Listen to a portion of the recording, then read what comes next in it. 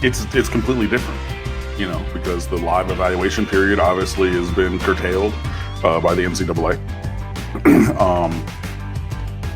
So you can't get out on the road and visit prospects. They can't get out on the road and visit your campus. So anything that was done prior to the lockdown, the NCAA lockdown, I will say, and then, this social distancing, stay at home stuff. Before that, you really got to rely on what you have seen, the film that's out there, and, maybe getting guys on campus previously. So I know that Miami has lobbed a couple offers to guys who had attended previous Paradise camps. So they're looking at the catalog video from that versus what they did in the season, and maybe the 2 or 3 or 4 7-on-7 tournaments that were out there.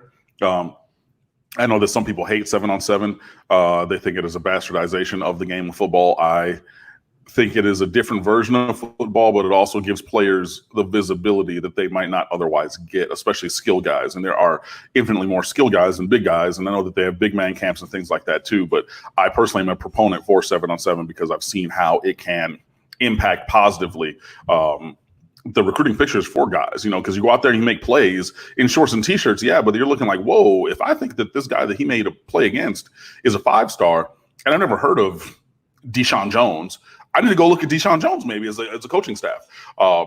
So, I mean, there's that. There have been, some things that are have gone by the wayside in terms of recruiting. Stephen Ortiz from Arizona, who was a very loud he's a 4-star recruit. He's going to be an All-American, I believe. A self-professed Miami fan, really wanted a Miami offer, but it never came. So he had a top 5 that obviously did not include Miami because that was not an option for him. And then he ended up committing to PJ Fleck and Minnesota, which is a huge get for them, and a national recruit from Arizona going up, to the Twin Cities. So, things like that. It's just I saw some people getting maybe a little bit restless with a certain staff member for the Miami Hurricanes, who was a member of the 2001 national championship team, if that narrows it down for you, and thinking that, hey, maybe Mike Rumph needs to get to work, is what I saw a lot of people tweeting. And I mean, hey, it's a discussion that we've had, how Mike Rumph has gotten a late addition to the cornerback class every year that he's been in Miami, which is great. But the flip side of that is, why are we having to rely on a late cycle ad, whether it's Javonte Dean from from JUCO, whether that's Christian Williams, a 4-star, whether that's Isaiah Dunson, a 4-star? Why are we having to wait to the end of the class to get one, as opposed to starting to lock them down and then adding that one at the end? And now you have 100% addition to that kind of talent. So instead of having one that you get late, you get 2. And instead of 2, you maybe get 3, and then now you have 8 guys of that caliber in the room instead of 5 total scholarship or cornerbacks like Miami has right now. So, I mean, there's some things to talk about on the recruiting trail. There's obviously, just the host of offers going out. You're resetting the board, obviously, at quarterback.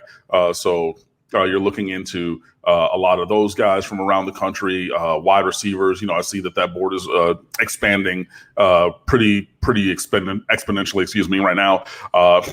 So, I mean, yeah, there are a lot of offers going out, but we'll see, because there's just still so much uncertainty with the timeline and the recruiting schedule, calendar for visits and things like that. So, Miami and everybody else is trying to do these virtual visits, which I think are a smart idea. And, if that's the one way you have to connect with a player, then use it.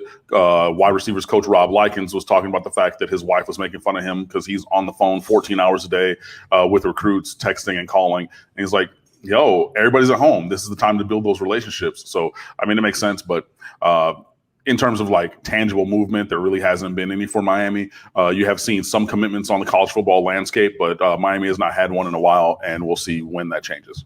The coaches probably realize, and it just hit me, is that this is probably less of a departure for the athletes, the student athletes at that age, than it's a departure for the rest of us, meaning they're used to living online, talking to their friends online, talking to people online, video chatting, FaceTiming, doing all those things on a regular basis anyway. Sure, it changes the game of recruiting considerably, without the face-to-face contact and the visits and the on-campus visits, of course. But that's how these kids live. Yeah, I mean, there is that, but there's also the fact of like, I know that the kids now are like digital natives. You know what I mean? So like that is more easy for them to do and everything. But you're removing the in-person contact element completely, which is new and different for everybody. So while they are the safety net is there for them to fall into, it is still different.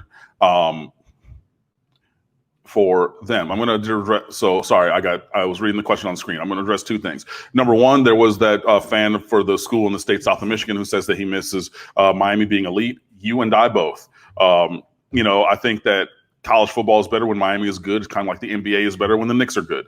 I don't necessarily like the Knicks, but they have that draw. They're in New York. They have that pull, and it just makes everything better. And I think that Miami being towards the top end of college football would be better.